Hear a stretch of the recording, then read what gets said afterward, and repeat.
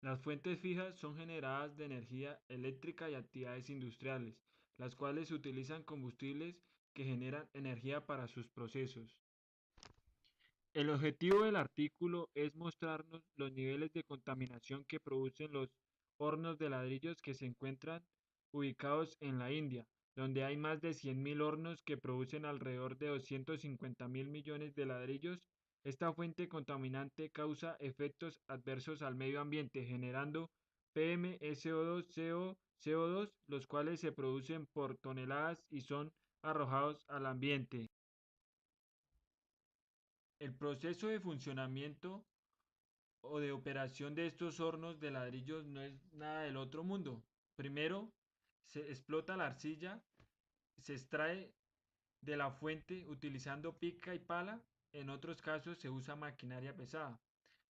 De segundas tenemos la preparación del fango, que es donde eliminamos los terrones de arcilla dejándola fina. Le adicionamos agua a la arcilla y obtenemos un fango homogéneo. La tercera fase del proceso es el moldeo de adobes.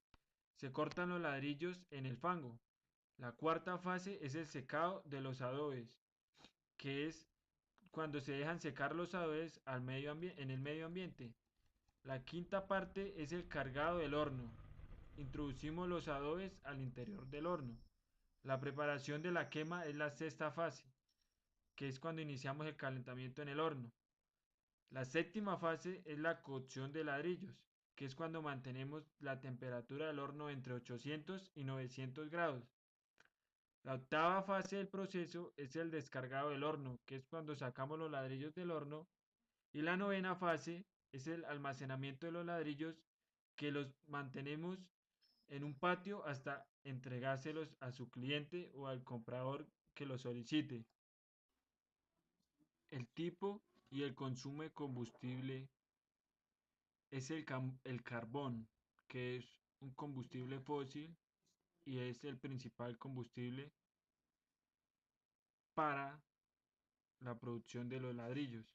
Aparte del carbón, hay una variedad de combustibles de biomasa como leña, estiércol seco, bagazo de cáscara de arroz y otros agroresiduos que son utilizados para encender la combustión en la producción de los ladrillos en la India.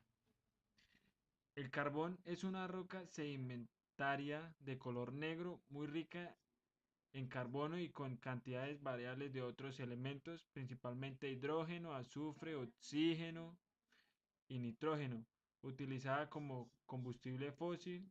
La mayor parte del carbón se formó durante el periodo carbonífero hace 359 millones de años, hace muchísimo tiempo.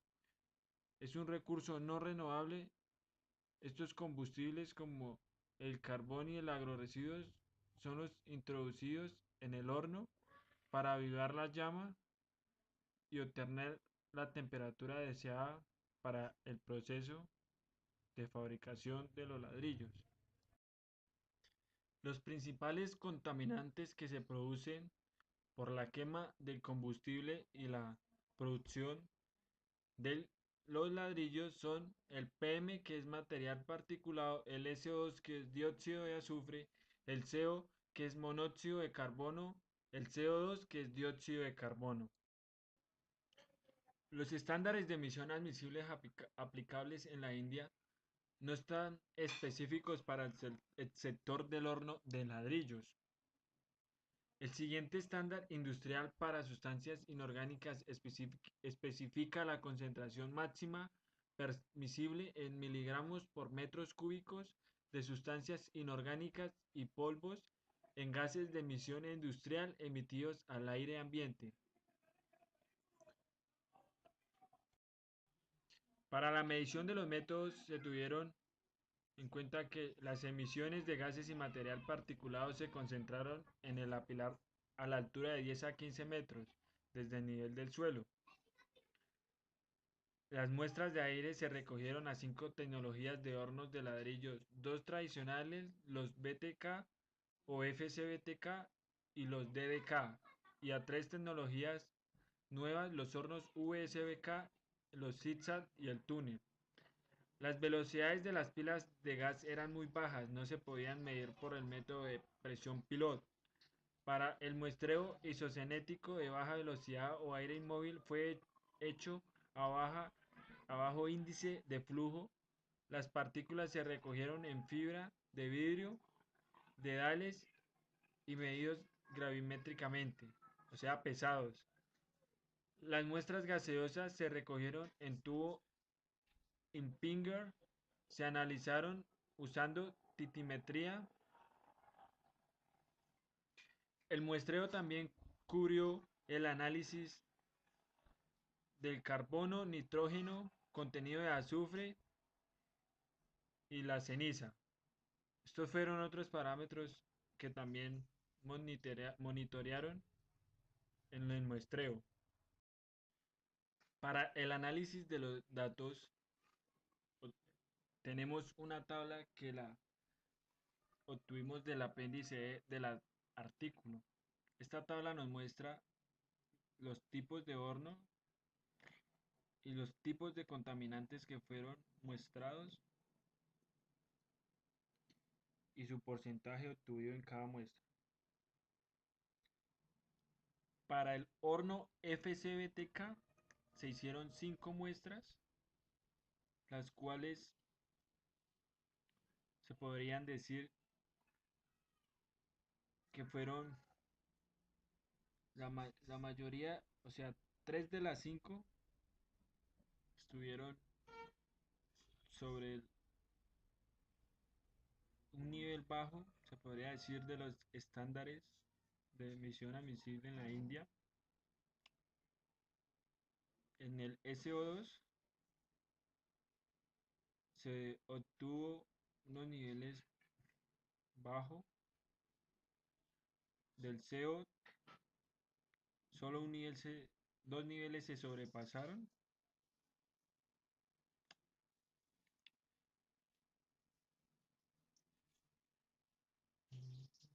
En el horno ZigZag, que hay dos clases de este horno, que es el calado natural y el calado forzado. En el calado natural hicieron también 5 muestras, las cuales fueron admisibles, no se sobrepasó ninguno ninguno de los porcentajes de los contaminantes. En el ZigZag calado forzado tampoco se sobrepasaron, solamente uno. En el CO, en el VSBK se hicieron nomás 2 muestras. Estas muestras tampoco se sobrepasaron, solamente las del CO, una muestra de estas se sobrepasó en el CO. El horno DDK se sobrepasó solamente en el CO también. Y el horno TK no se sobrepasó en ninguno. Esto quiere decir que la efectividad de estas estructuras es buena, retienen mucha cantidad de contaminantes y dejan salir muy poco. Esto es algo bueno para el ambiente y para la India. Para concluir la explicación del artículo,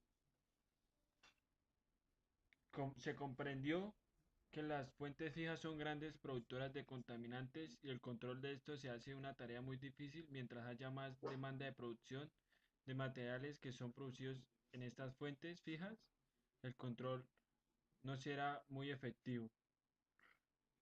La implementación de estructuras y tecnologías nuevas, como en el caso del horno TK, nota la efectividad de disminución de contaminación que las estructuras viejas y antiguas.